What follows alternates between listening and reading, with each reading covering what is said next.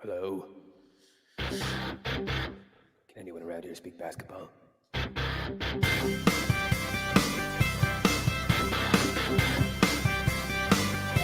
it is.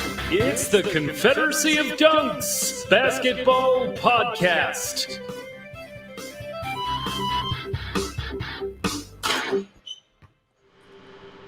Trust in side. Welcome to the Confederacy of Dunks Basketball Podcast. I am your host, Freddie Rivas, and who, sir, are you? I am your producer, Matt Duncan. Freddie, how you been? I have been pretty good. If you are tuning into this podcast for the first time, or if you're back, thank you. We are a Raptors / NBA pod. We're hardcore fans.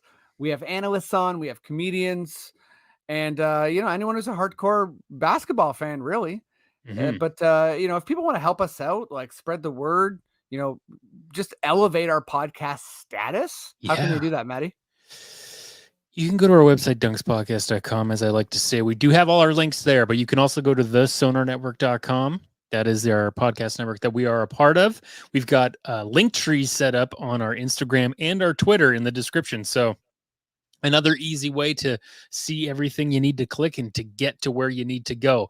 Our Patreon, our website, our podcatchers, us on the Sonar Network, all that stuff you can easily click, and we appreciate it. We just released a Patreon episode for the masses on our podcatchers, the League Pass report. So far, it looks like everyone's been checking it out. Thank you for listening. Freddie and I have a fun time doing those segments. I get excited about doing the next one. And thanks for listening. And if you can't support, fantastic. Head to patreon.com/dunkspodcast or click our link for it. Damn right, Maddie. I got excited for those too. And, when me and Matt disagree, just so you know, we meet, whatever, like in a field and just fist fight. So things are cool between us. Yeah. But this pod's great. We got Jay Rosales from Raptors HQ, and that's a rap pod. And we got Sean Woodley from Locked On Basketball, and just two great analysts. We talk about the Raptors nicknames, Spice and Dice. Shout out to Ennis Esmer, friend of the pod, for naming Pascal and Fred, like giving them a duo name. We also we talk just trade deadline, who you want to try and figure out between Portland, New Orleans, Indiana, Sacramento. We talk all-star snubs, and we also talk Raptors rumors and just, what people are enjoying the most. So check it out. Have a listen. Enjoy. Spread the word. Thank you very much. And I think let's get rolling. But before we do, I will say defund the police, Black Lives Matter, stop Asian hate, and email your city councilors, your MPPs and your MPs. Let them know your opinion. Be noisy about it. Like don't honk a truck horn, for instance, but let yourself be heard. And let's get into some basketball. Maddie, if you feel like we're good to go, give me those delicious words. Okay.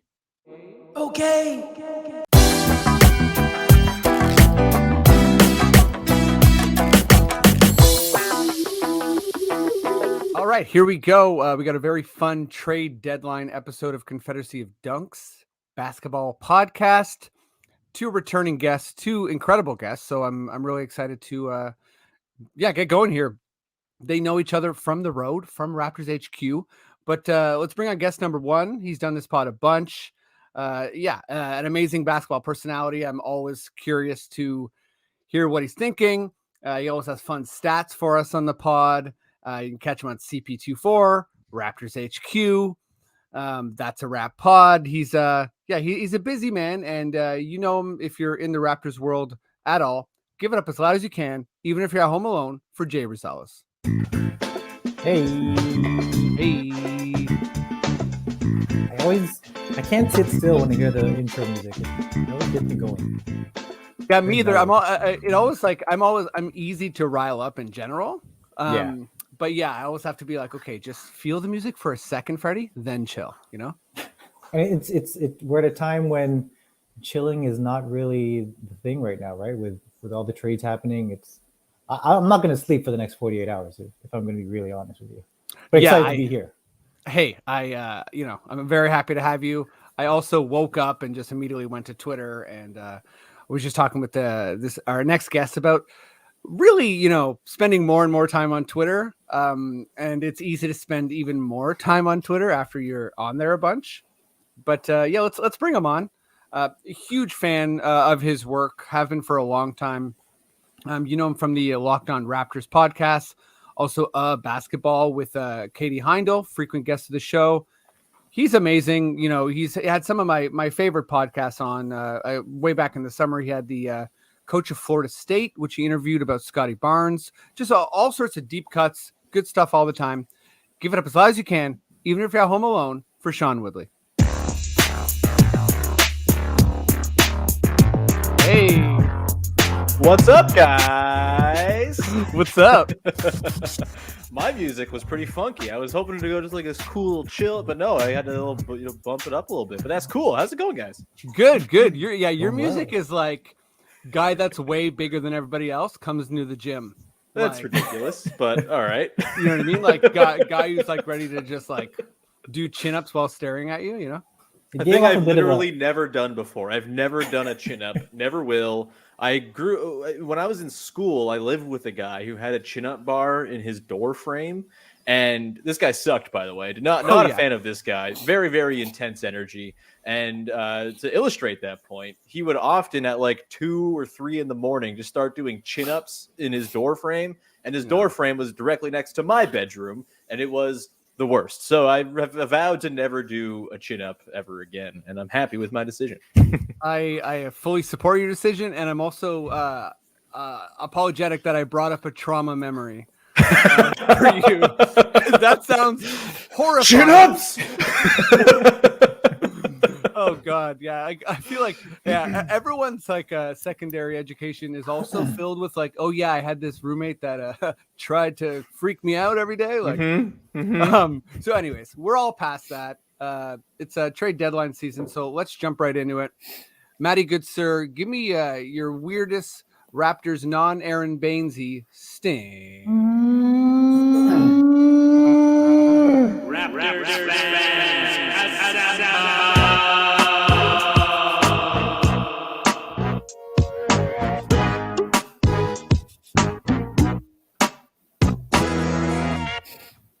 Okay, sick. Let's start with you, Sean. So yeah, I'm just gonna. I mean, rumors are flying around everywhere right now. I'm sure there's going to be breaking news on this pod. By the way, if either of you see breaking news, feel free to just let it fly. Just blurt it out. All right, just blurt it. You know, Keep an eye. That's where we're at. There are 2 Jeremy Lambs. I tell you, there's 2 Jeremy Lambs. Breaking news: Jeremy Lamb cloned himself. It's really scary, but like cool. He's hitting 2 game-winning buzzer beaters against the Raptors every time he plays them. Now it's unbelievable. That's like Mo Pete like level game winner, because like didn't we block the shot? Pascal blocked it, I think. Yeah, there was deflection. Deflection. It was like one of those ones. Actually, it wasn't dissimilar to the play that Siakam had last night, where the ball got hit into the backcourt and he just went and scooped it up. And then obviously it wasn't at the end of the game, so there wasn't the clock pressure that Jeremy Lamb had when he put it up from 50 feet or whatever. But Siakam got the ball and just like waltzed up and buried a 3 in someone's eye. And it was a similar kind of vibe against the Hornets as well. You love to see the karmic retribution coming back around. I really do. Like, you know, I mean, I've went to a lot of really tight Raptors Bobcats games. So, you know, hey, I've been demoralized by Crash and many different Hornets and Bobcats alumni. So I'm happy we're kicking their ass. Yeah. So wait, Sean, I just want to jump right into kind of like Raptors rumors. There's a lot of stuff going around. What's like your favorite rumor, you know, for whatever reason? Maybe because it's crazy, or maybe because you like it and want it to happen. Yeah, I mean, I've really found myself getting pretty excited by all the nostalgia plays that seem to be possible here. Like Jakob Poeltl, yep, all for that. Terrence Ross, I mean, there's a picture of him right here. Yeah, Terrence Ross, let's do it. So like those are fun. I ultimately don't know if any of like the old Raptors guys are actually the solutions to what the Raptors need. And so I think my favorite one, this is kind of a new one that Jake Fisher started peddling out there for the last couple of days. I think I'm kind of in on Gallinari because I think this Raptors team so desperately needs some kind of shooting off the bench. I love Chris Boucher and Precious Achiuwa just maniacking it up whenever they come into games, but like it's been pretty clear whenever Gary Trent's on the floor that the shooting that he provides is basically essential to the team surviving. And I feel like if you can get 15 minutes of similar knockdown shooting from someone on the wings in some capacity, you're kind of cooking with something. And I can really see some pretty fun second units where you get like a Siakam at point guard with like Barnes or OG next to Gallo with the two crazy bigs. Like they can get pretty fun pretty fast. And it's just all they need is a one extra guy to help make it so it's just not always so cluttered all the time. And Gallo, to me, while he's not like perfect defensively or anything like that, I've kind of come around on that idea. You know, is it worth a first round pick? Maybe not. Like it's tough to sort of do the math there and sort of calculate whether or not it is worth going all in for him. But I think Gallo would be a wonderful fit. How they make it happen, I'll leave that to Masai and Bobby. But that's kind of the one I've stuck my wagon to. You know, there's not been rumors about Harrison Barnes. If there were, that would be my one. Like to, you know, go back to, you know, dreams of the 2012 draft all over again. I'd be super down for that. But I feel like what happened today probably limits the likelihood that they're going to want to trade Barnes. We can get to that later, I suppose. A bunch of stuff there I loved. One, I'm gonna go for this answer. I'm gonna go to my backup because my number one was Gallo. Ooh. I think that it's a rumor I like. You know, I was hearing some of the Bogdanovich stuff, which I also liked.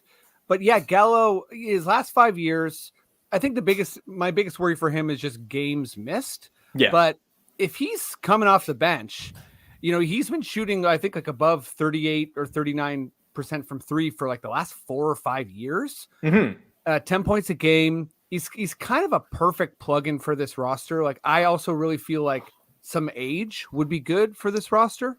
Yeah. Like, I think we're young enough. And I just love that rumor. And like you said, I feel like a first round might put me in the camp of like, well, I'd rather just see Champagne or whatever guys develop, or let's play Utah. But if it's some kind of like, Dragic for Gallo, and you know, it's just because they don't want to have salary for 2 years and we want to make Gallo or Dragic into something, then I'm majorly for it. So that's kind of what I'm hoping.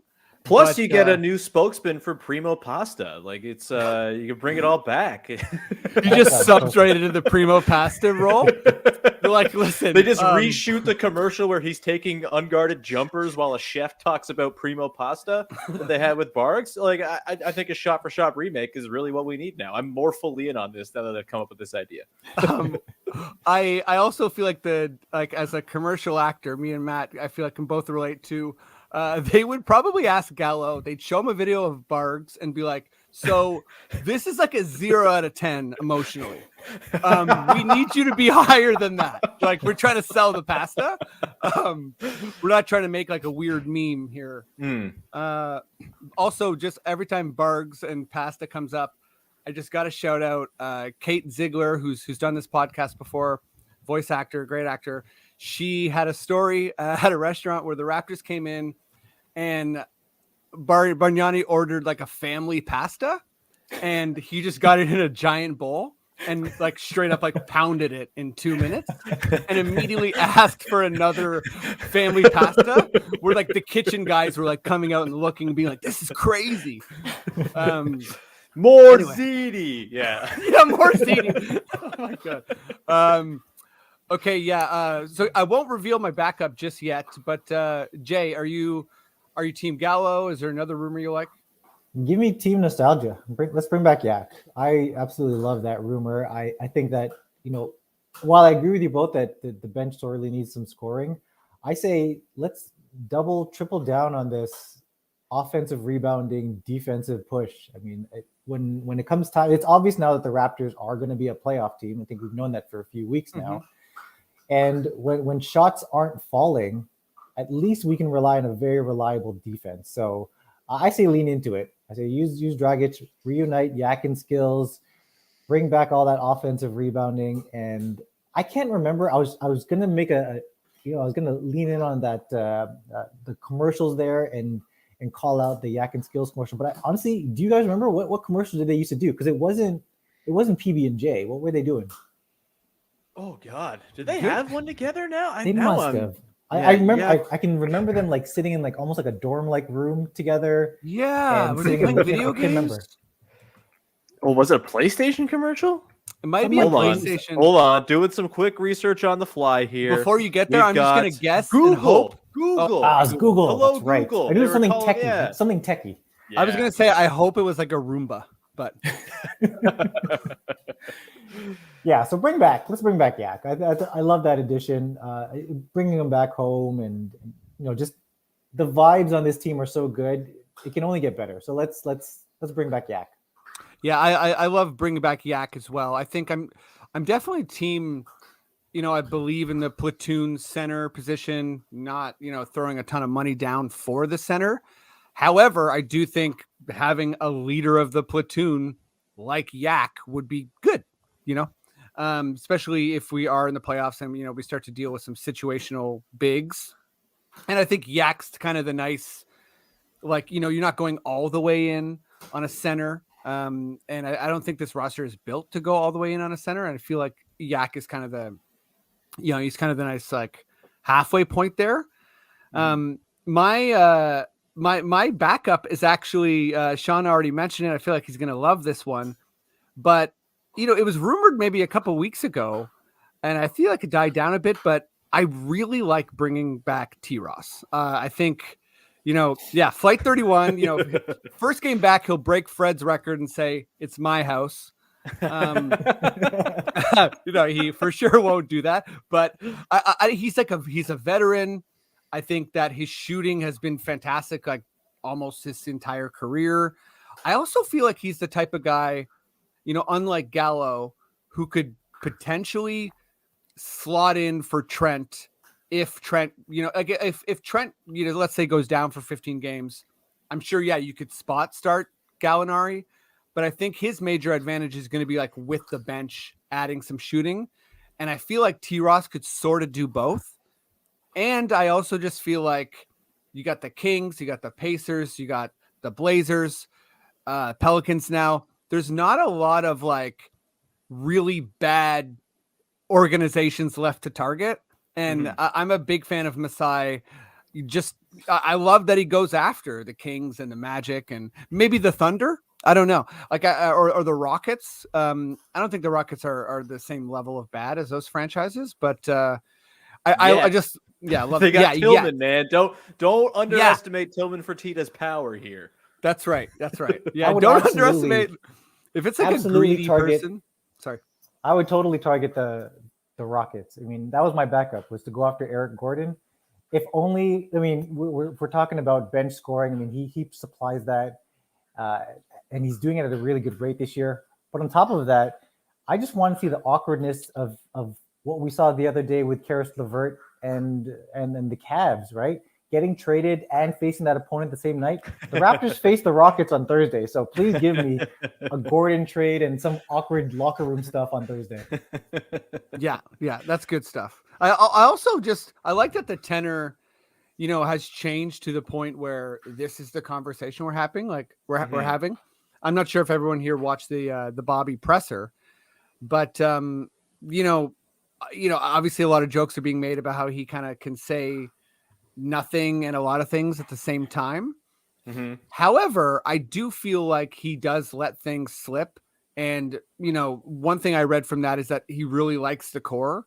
He likes the direction, and he generally does not feel pressured by the situation. I don't think this management ever does, but in particular, things are good. This is just a good time. If you're a Raptors fan, there's no real bad outcome to the season. unless you feel like it's a not Kuna winning. Matata, man. It really is. No worries.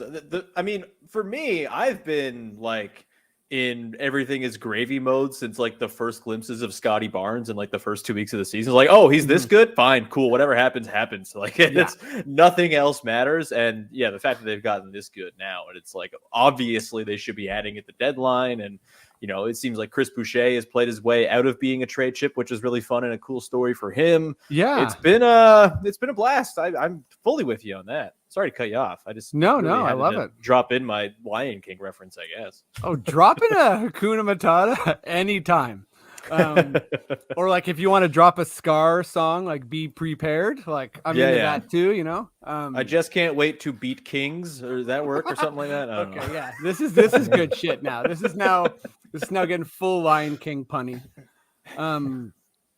Okay, let's go to you, Jay. But Maddie, I want you to come in because this is kind of like silly answer time. Not that Matt also isn't a serious person, you know. Whoa. Whoa. I love how I'm like, hey, he's serious, and you just come in like sort of scared. So yeah, got a shout out friend of the podcast, Ennis Esmer, who had sort of a genius post on Twitter referring to Pascal and Fred together as Spice and Dice, which, you know, I think just made a lot of sense. And I felt like it had some Twitter traction. I did see last TSN night. Stole it. What's that? TSN stole it. Well, yeah, I saw on Sportsnet, and this is so funny to me. They put it on a graphic, but it was only about Pascal. So they sort of missed the entire point. I think they were playing on the like slice and dice a defense. Yeah. But they still used the word spice. And it was just about Pascal. You know, I think like whatever. It's fine. Ennis was just joking about it, like he doesn't care. But it is funny to me that it's like they had this gift, took it, and then kind of like didn't use it properly. Yeah, you know whenever I'm dicing vegetables, that's when I choose to spice, right? It's like there's no heat. We're just chopping some onions, and then I'm putting the spice on top as I'm dicing. Yeah, good job, Sportsnet. Yeah, Sportsnet. Please hire me. Yeah, all jokes aside, these are some very talented fellas. Okay, Sportsnet, hire them. They're grinding. They're great. Yeah. Okay. So, but like that's all leading to it is a really good nickname. It makes sense. So I'm looking for who on this roster doesn't have like a sufficient nickname. Because I'm sure they all have some form of nickname.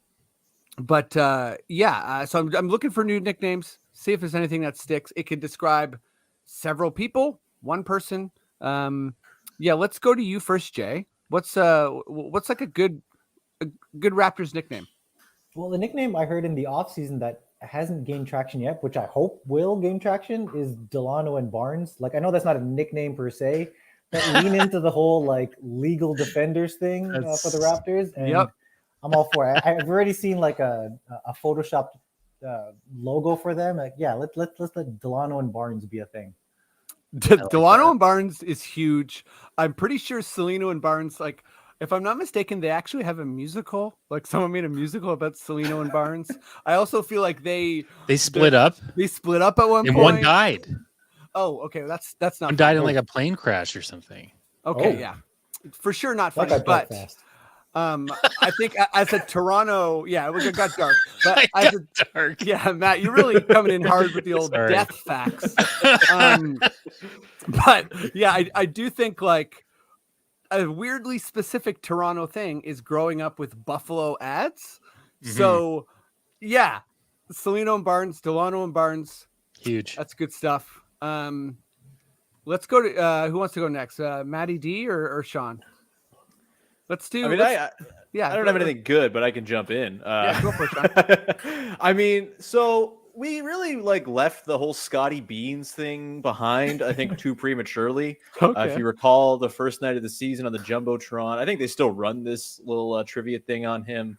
It's like a guess who the player is type thing. And it's like, was played at Florida State, was drafted 4th overall. His favorite food is beans. And it was Scotty Barnes. And it seemed like Scotty Beans was going to catch on. And now I'm trying to think of ways to work beans. Like, what is a good combination with beans, right? Like you've got Yeah. like rice and beans, so you could do maybe like spice and beans or something like that. Okay. You could even just do like the extreme beans. You ever had extreme beans before? They're like a pickle. It's like a brand of pickled beans. They're spicy, like that. That could be like the Pascal and like Scotty connection is the extreme beans. Like I don't know, it's silly, but we gotta get beans back into the Scotty Barnes discourse because it's too good. His last name is too close to beans to not do it as well. So anyway, we can work beans back in. I'm very happy. You can get some kind of beans sponsorship. I think that's the Raptors doing it right. Yeah, this is the type of logic that should go into every nickname. If your nickname's like too cool and not weird or funny, it's not going to stick. Like you need to have a bit of a. It's got to be a bit like I don't know, yeah, like Scotty Beanstalk. That's beanstalk is maybe weird. We don't want to think about like any stock vegetable or like that's just it's not fun. But yeah, okay, Scotty Beans just like it does work. There's no reason to not call him Scotty Beans. I don't know. Barnes. I mean, maybe if he jumps really high, be like he got a bunch of beans. Yeah. I'm making your good idea worse with my scatting. So, Maddie, what's a nickname for somebody who needs a nickname? Well, these two, it's kind of a weird pairing, but we could make it work. I want to put Svi and OG together. It's going to be called Svi and Tea Time. And so what we're gonna do, because OG's, we're going on a bit of a walk UK. here. I feel like. OG's from the UK, so he's heavy into the tea. But like, put these two guys on, depending on what they're up to on the court. If they're taking, Devlin would have so much fun with this. If they're like just taking deep threes, be like, it's gonna be an oolong night for this. Wow, the stretch. That is not where I saw this going. And like, if they're doing some cool passing, it's like I think it's V and T, and they're serving mint fresh. Maddie, did you read the word oolong today and reverse engineer this entire bit because you're like, that's a fun word. I want that worked in here somehow. It did. It all started with oolong for sure. Your nickname needs a lot of help from Devlin. Like, you need to sit down Devlin before the game. You're like, okay, listen, you got to work this whole thing in. No, good stuff though, Maddie. Thank you. I don't know. Do we cut you off? Is there more?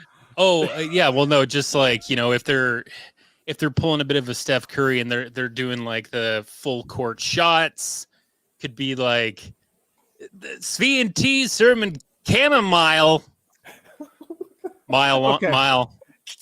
Yeah, no. For me, the oolong did it. Another oolong shot. Yeah, let's get too many distance-based tea jokes. Yeah. CJ Camomiles. Bring him back, baby. Talk about nostalgia. I had another one, guys. Okay, good. I want to just chime in with. Yeah. Like we're missing, I think, the most like prime duo for a nickname on the team, which is like the Precious and Boucher. Yes. Crazy people back front court that they bring off the bench. You could go Towers of Terror. You could go Mash Brothers. There's got to be something in there, right? Like those two guys like play very similar styles they seem very conducive to some kind of nickname, even if my two options there weren't so good. Yeah, like is there a PB and I mean we don't have a J on the team, but like I mean, sorry, I also didn't have a good idea. Oolong, oolong, yeah, that's the ticket. Svi and T hiding. Precious Chulong or something. Yeah, Precious Chulong. There we go. What are some other fun words we can reverse engineer? Okay, orange peekaboo out there. I'm gonna take you for a bit of a walk here for mine, which. Maddie, I'm gonna save you because mine is for sure the worst. It's actually what I described, like you're not supposed to do with a nickname, which is like try to be cool. But I think it's kind of dumb and maybe could work. Only because I could see people having fun with it. And I get that OG's name is already kind of a nickname. Like OG is like, it's cool. Like you don't have to mess with that. Yeah, you're already you're treading into very dangerous waters here. I know. Yes. Yeah, exactly. Because but I'm just trying to, there's got to be something about his personality. And I'm always blown away that he doesn't do like battle cry shouts. Like everyone, like almost everyone in the Raptors, maybe Fred is also a little bit on the silent side, but he's got OG's got a real like Kawhi energy when it comes to like getting fouled and like kind of just like not saying anything. Mm-hmm. So the idea is Mr. Silent. Now I'll let you all just let that soak in for a sec. That's got some real Kevin Durant wanting to call himself the servant vibes. I'm not gonna lie. No, it does. It does. Old Gem is Tim Duncan trying to call himself he's like, call me Merlin, and people are like, absolutely not. Absolutely not. Shaq just named you the big fundamental, so that's what's up. Yeah, Mr. Silent straight up sucks. So you know what, guys? Oh, you could go Charlie Chaplin, some sort of silent movie star. There you go. Charlie You're all Chaplin. set. Okay, now you know what? See, okay, we're riffing here. This is good. I thought Mr. Quiet. I don't know what the Mr. is. So that's now you're just naming off children's books. I know. I really where is it? It sort of comes from this. I have this little There bit. you I thought I saw that Awesome. when you drank earlier. So that's where this is coming from. I went to French immersion school. We had Monsieur Rapide and Mr. Silent and stuff. Anyways, that's just me trying to justify a really bad nickname to my own question. So I'll tip my hat to myself. But let's take a quick break here and move on to some NBA stuff. So Matty, good sir, would you give me the loudest Adam Silver sounding NBA sting? This is Adam Silver.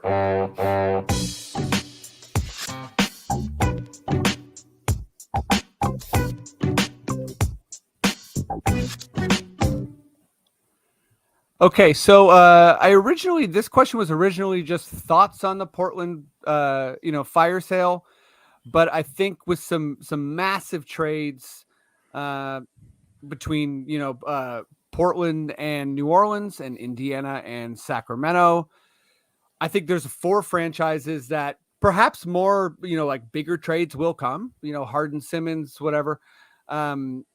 But I think those are just massive moves. Like this is already not a quiet deadline. Like those are really big moves. And I think they each team, I want to kind of get in, inside their logic. We might not get to all the teams, but let's start with you, Sean. Pick me or give me one of those teams and just kind of tell me like what they're doing. Or, if you think, or if you just don't know what they're doing and they're making mistakes, that's fine too. Mm-hmm. Yeah, I mean, I think as just like a general assessment of all of them, they all make me very sad. I find that all of the trades that went down today, like the Sabonis for Halliburton one along with the McCollum one, feel like trades that Brian Colangelo would have made when his job was on the line. Like, all reek of these are not going to help anybody. They're probably going to amplify problems, and it reeks of I made this deal and it's not going to be my problem afterwards, so who cares? Which, hey, shout out to you, Kings GM Monty McNair. I think the most interesting one, I mean, it's tough. Are they interesting? They're just sad reshuffling of deck chairs to me. I would say the Blazers, though, this one could go so many different ways. And honestly, I don't hate the theory behind what they're doing, even if they're very clearly kind of getting owned in all these deals. I do think there's something to the idea of just cleaning up all of the ample messes that Newell Shea's ass left behind, because that guy was so bad at his job. He was Colangeloing it up for 4 years, desperately trying to fix that team. And then he paints himself into the corner where it's oh, another 6'3" guard for us to pay. Norm Powell, let's go. We're just going to monopolize the market of 6'3" guards and play small with them. Those were bad moves altogether. And I think moving off of those mistakes, you could say, oh man, they gave up Gary Trent Jr. for Norm Powell. They gave up multiple firsts for Robert Covington. I kind of think it's sort of a sunk cost at this point. And getting rid of the bad that Neil O'Shea did and hopefully sort of reorganizing the team around Dame. And I guess Anthony Simons is a thing now, and maybe Nurkic if they bring him back. Like, I don't think it's like terrible in terms of theory. It just looks really bad because Neil O'Shea set them up for failure with whatever the teardown was going to look like. So it's tricky. Like, yeah, losing McCollum and Larry Nance in that trade isn't awesome. But before I learned Nance was going the other way, I actually thought they'd made up pretty all right, because if you're imagining, like, think about the kind of wing you've wanted to see next to Damian Lillard for the last 5 years. Josh Hart's kind of the perfect one. He's really good. He's an excellent defender. He's been kind of an extra sort of exciting on-ball guy this year too. He's perfect next to Dame. I think that's like an actual legit building piece for them. It's just they didn't get much else back for any of the moves they did, and they've kind of stripped down this at once kind of charming era into this very sad ending. And I don't know where Dame's going to go with it. Maybe Dame's on board with it all, and it's like, get all these 6'3" guards the hell out of here and let's reshape this thing, please. That could be what's going on too. So I'm fascinated by the Blazers. I'm sad about the Blazers, but ultimately, I kind of think this was a Band-Aid that had to be ripped, and it's on Neil O'Shea and not on the front office that's there now. I think his name's Joe Cronin. I could be making that name up entirely, but that's kind of where I'm at with the Blazers. Is the process by which they've gotten here was bad, but these are moves they kind of had to make. Yeah, well said. And I feel like a key point here is Dame's buy-in. Right. So, if you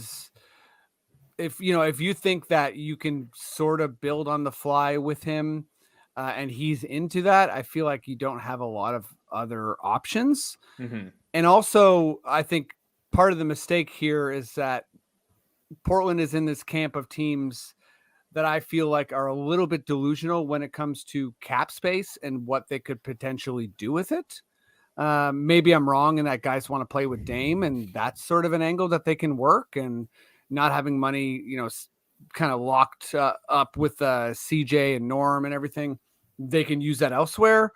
I'm not sure that really is like a winning idea, but also, yeah, sometimes things are so bad that you have to start kind of cleaning up, and the cleanup just is not going to look great. So I think this was the year for Portland where they had hung on long enough, and finally the bottom seems like it's fallen out.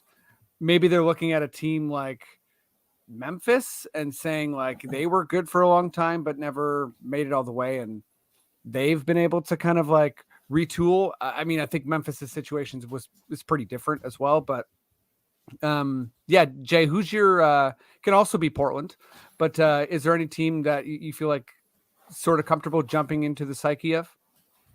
I was going to jump into the Kings, but I don't want to imagine myself jumping into their psyche, to be honest with you.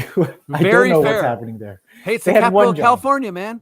They had one job. The one job was keep the best player on the team, and they didn't do that. So I'm not going to bother trying to explain what they're doing. I just hope that the Raptors can somehow profit from it.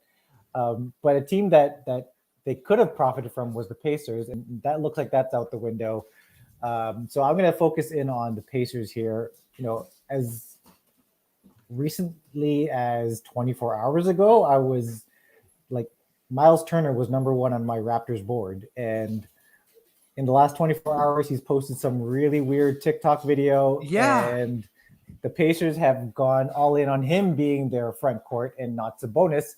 So I'm out on Turner from a Raptors perspective, but also the Pacers, I think, did fairly well. Maybe I'm a little too high on Halliburton, but at the same time, it's, when you think about LeVert being unloaded for a player who may never actually play for them, and coming out with Halliburton out of this Sabonis deal, that's actually pretty good. So I think that their roster is a lot cleaner now. It's not clogged in the middle anymore.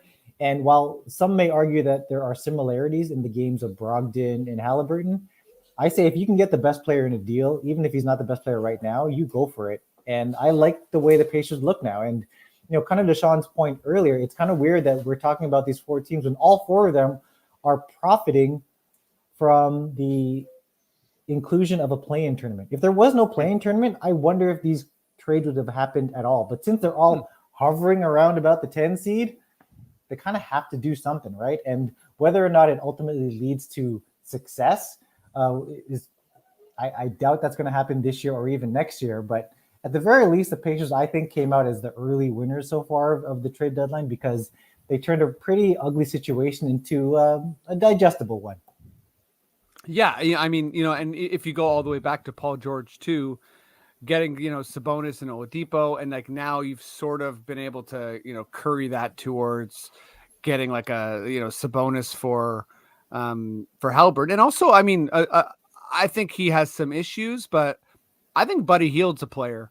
He can shoot. He can definitely shoot. So Indiana, they might have some, like a kind of like better bones, better structure now. And also, I think this is a victory. It's a good point you make, Jay. Like the play-in, everyone had their doubts, but more teams that are kind of like on the bottom middle trying to be good or exciting is sort of, in my opinion, like one of the major intentions of the play-in. The actual games themselves, to me, is a little bit secondary to the fact that you don't want 6 or 7 teams on each conference being like, I'm out of here every year. That it's just not a good look on the league to have like upwards of 8 teams tanking.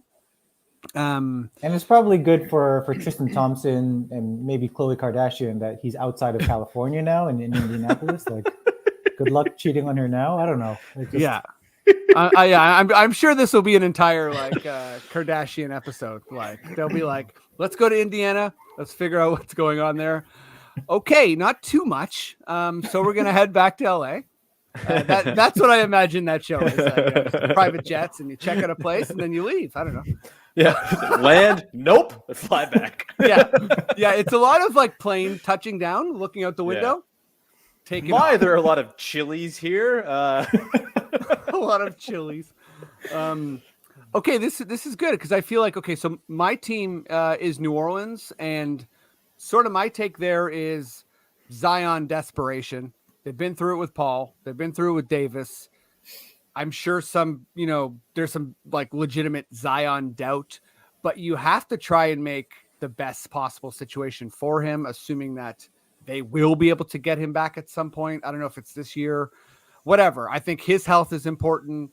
You got a guy like JV. I'm not sure how that all fits, but you got JV, Ingram, and hopefully Zion, and you add McCollum to that, and Larry Nance. Like, it's not a team that anyone's like scared of, I don't think, but also you are adding talent. CJ is a legit scorer. Also, I think there's something to be said about like shots in an offense, and that was part of why I was really excited about the Trent Powell thing, because when I watched Trent in Portland, I kind of had this vibe of like, wait, does this guy think he's Dame? Because if that's the case, maybe he needs to be on a team where he's allowed to shoot way more.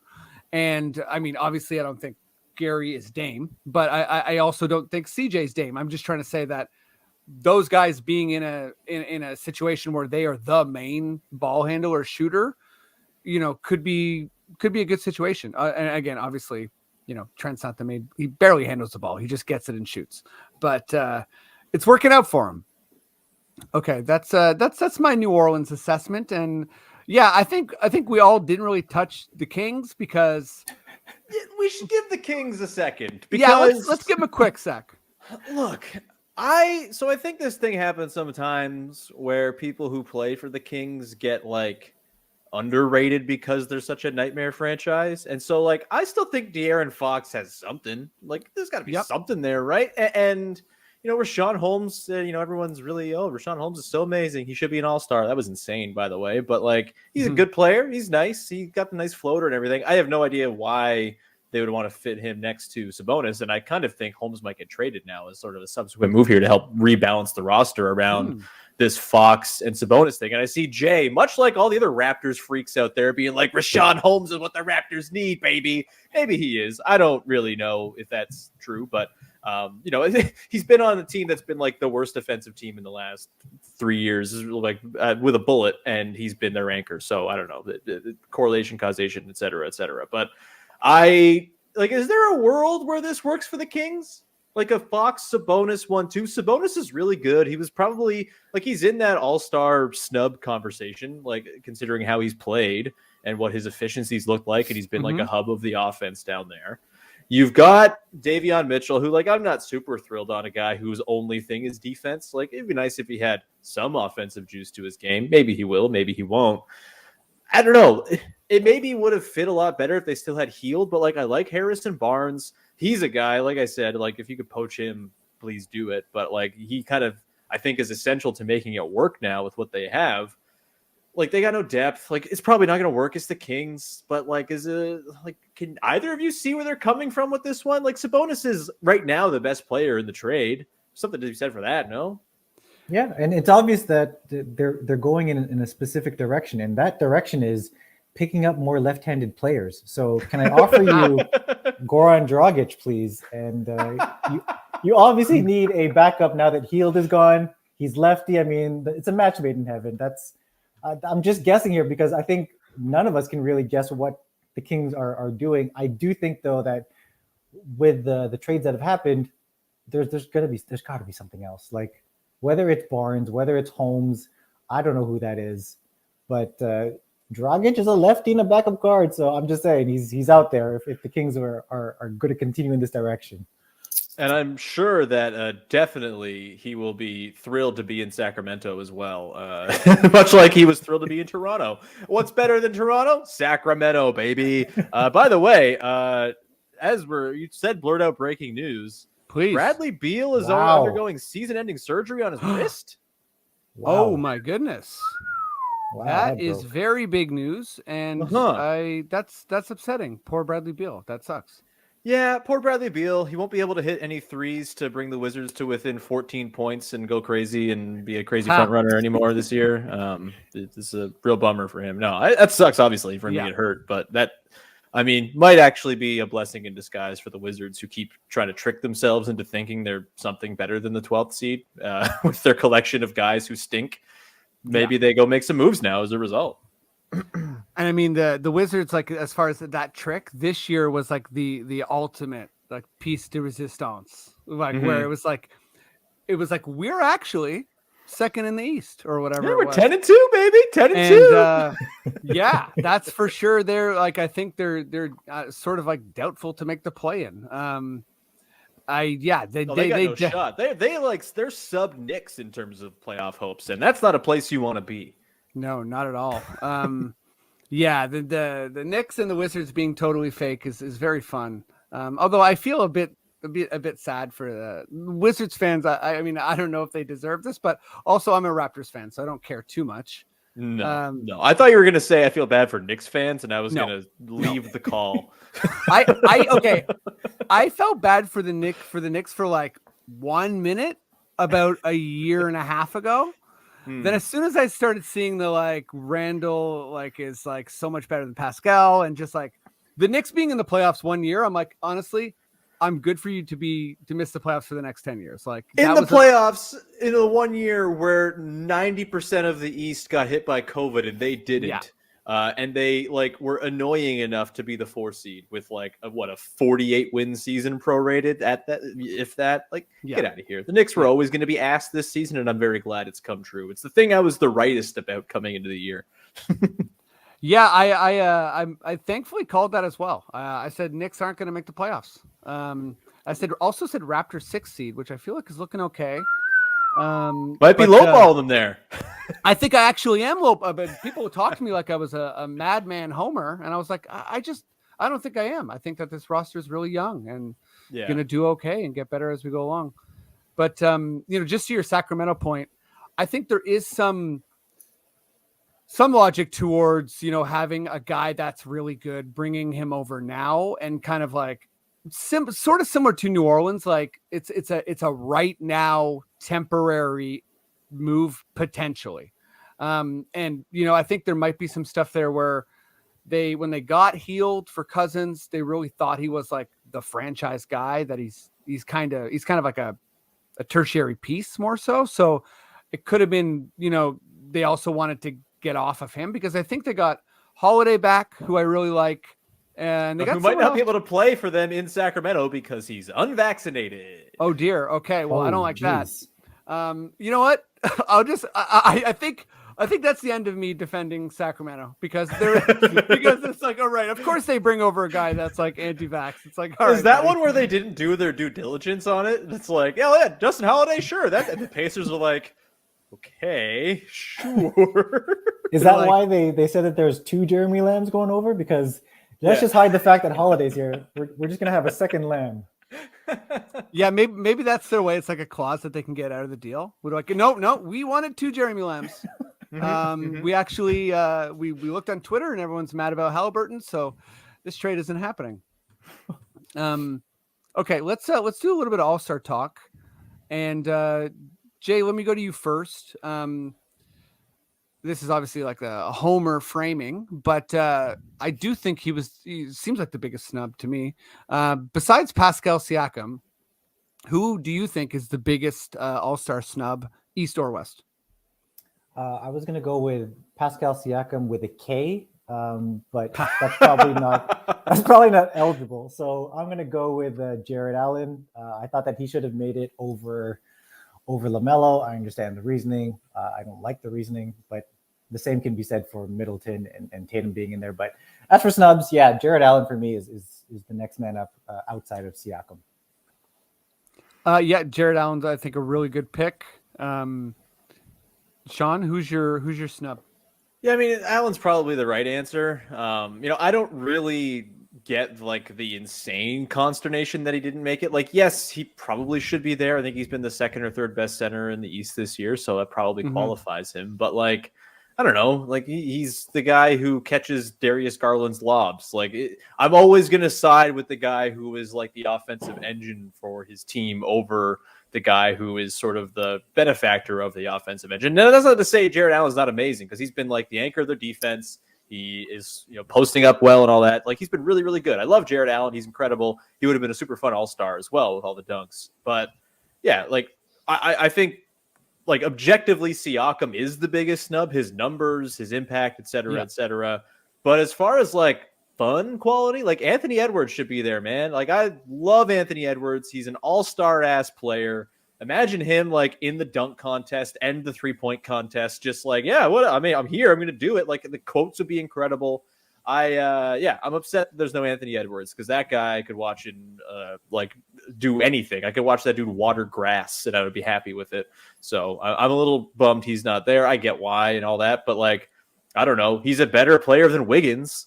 Like, don't even think it's especially a conversation. He should be there ahead of Wiggins, and it's a bummer that he's not in there, because Anthony Edwards is like shortlist with Ja Morant for guys who are going to be the coolest players for the next 10 years. I think it's those two, maybe Scotty Barnes because of the no look passes and whatnot.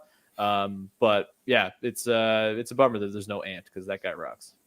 Yeah, Ant is awesome. I feel like we'll have a year. I don't know when, but there will be a time when it's like he jumps when they pull out those stats about like jersey sales.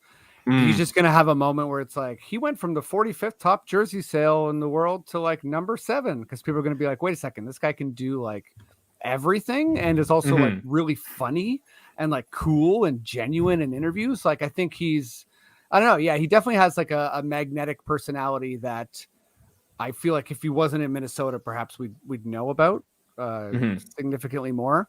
And I know you mentioned, Sean, earlier, I know it's not related to this, but like the fact that Justin Holiday is not vaccinated, it got me thinking about, the possibility of, again, I don't wish this on anybody, but these guys are going to get tested. And I wouldn't be shocked if someone did test positive at All-Star Weekend. And guess what? Ant Edwards is already there, right? For the rookie game, right? So he's going to be in the city. So if they need a replacement, maybe he'll end up in there. Yeah. I mean, I would imagine, like, I don't know, this season's weird, right? I'm not penciling in all of these guys who are on the team to make it. Like, there could be multiple injury replacements, right? So, yeah, I think it's very likely that our pal Pascal even gets called at some point. You know, I would imagine Allen would get the call ahead of him just because he's in Cleveland. But yeah, it's the nice thing is that it's like a loaded year where there's lots of deserving guys, and it's fun to not be sitting here other than Wiggins, I guess, in Middleton, like not being upset about any of the guys making the team because they're all pretty cool and fun.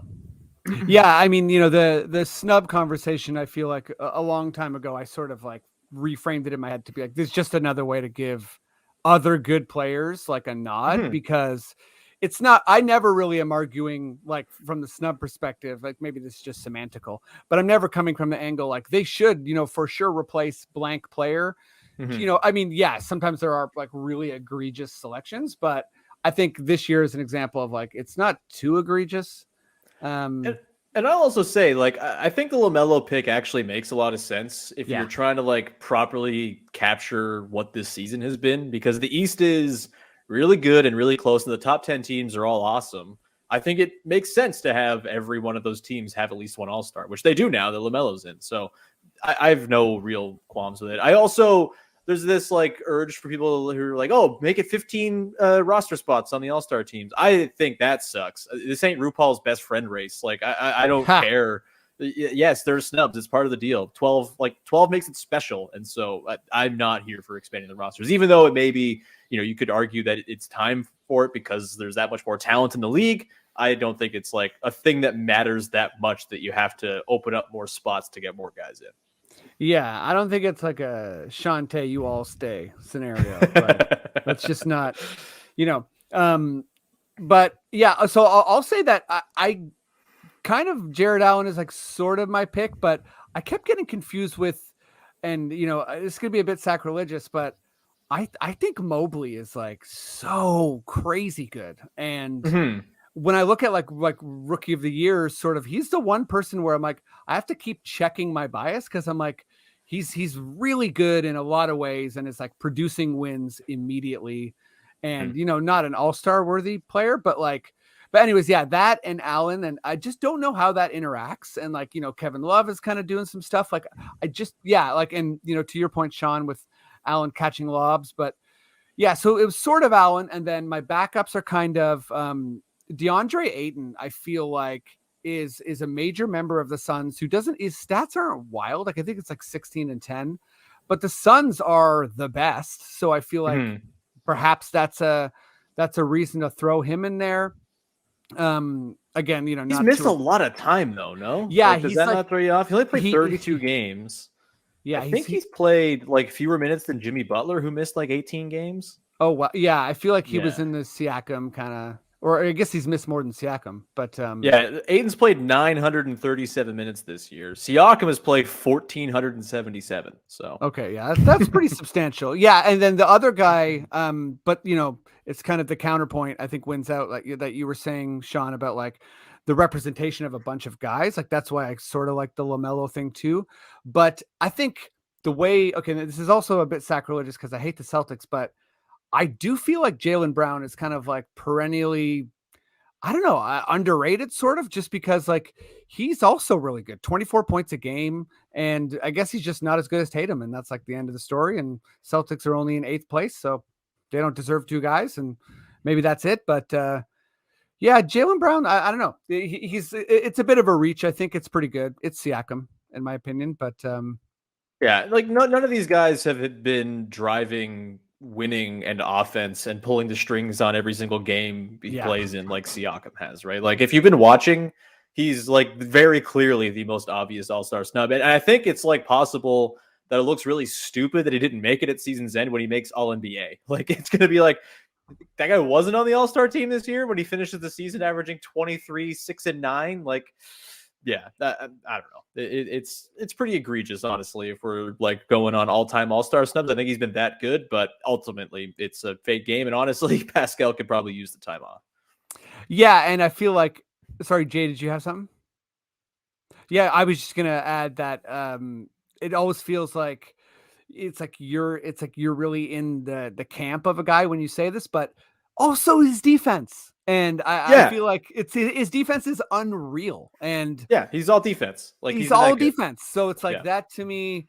I get it's like kind of counting stats when it comes to the All-Star, but it's like, man, his defense is so special. And there's two parts of the game, offense and defense. Like a whole part of it is defending guys, and he's amazing at that. Cool. Well, I think that's it for the pod, everybody. Thank you both so much for joining. Thanks, to everyone who's been listening. We've been growing a lot over the past couple months, so super appreciate it. Keep sharing and all that good stuff. Let's go to you first, Sean. What's up? Where can people find you? What do you want them to listen to? All that good stuff. Yeah, Locked On Raptors is every day. It's on YouTube. You can watch the show on YouTube and support and all that. Subscribe there. You can listen on all the podcast platforms as well. And big guest coming up tomorrow. Howard Beck's coming on the podcast. He wrote a big feature about Fred VanVleet recently, and so he's coming on the show. Talk about that. We'll talk a little deadline stuff too. So you got that to look forward to. And then basketball with Katie Heindel is the other show you can listen to every Thursday. That one drops. We have a Patreon page if you want to support that. And we talk about basketball, sort of. It's a good show. Right on. Yeah, I mean, Sean is an absolute must follow. So make sure you do that. We'll post your stuff. Let me just ask you, Sean, are you at all tempted to say "What up, Beck"? Or will that be like, are you like writing that down? Like, don't say that. I refuse to say it, A, because I feel like I'm stealing, and B, look, I know it's still a touchy subject, but it's a Kobe quote, and I'm not a particular Kobe fan, and I don't want to use a Kobe quote on my podcast. Call me a hater if you want, but I'm all set. I don't need to be quoting Kobe Bryant when speaking to Howard Beck. Oh my God. Thanks for the quick education there. I did not know that's where it came from. Yeah, it's apparently like a Beck's in somewhere like at a Lakers game or something, and Kobe Bryant walks in and like pulls his sunglasses down and is like, "What up, Beck?" Which like undeniably cool, but also it's Kobe, and I don't need to quote that shit. It's cool. Yeah, I'm in full support of you. Jay, what's up? Where can people find you? Where do you want to spread the good word? No, I'm just gonna plug Raptors HQ and the podcast. That's a wrap. We publish. We don't publish every day, as I don't know how Sean you do it, but we got it once a week, and I got a weekly post, the wrap up, where I look at the games of the week. And yeah, you can find me on Twitter at Rosales. This has been a whole lot of fun. Thanks for having me on. Thanks for obliging me despite not having a working microphone. This is great. Oh, big reveal. Big reveal. I came oolong on this one. Thanks for having me on. This is a lot of fun. Oh, anytime, man. Anytime. Thanks for the puns. Thanks for making it work with your dog and everything. And the prop mic. It's huge. Cool. Well, yeah. Thanks again, guys. And thanks for everyone who's listening. And that's been the episode. Check us out next week. And Maddie, if you feel like we're done, we're good to go. Please just give me those delicious words I love so much. Okay. This podcast has been brought to you by the Sonar Network.